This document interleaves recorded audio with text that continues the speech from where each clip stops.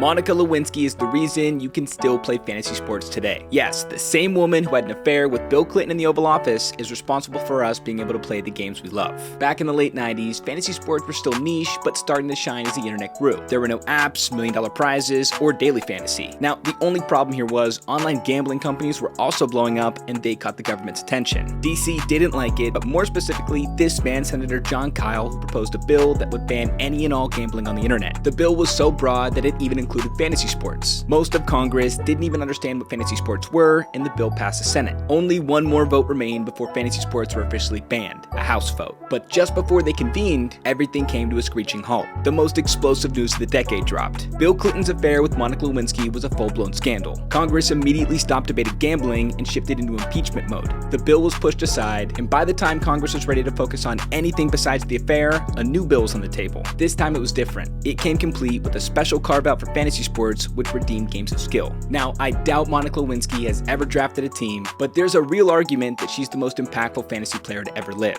I'm Fred Michael Smith, and that's my take.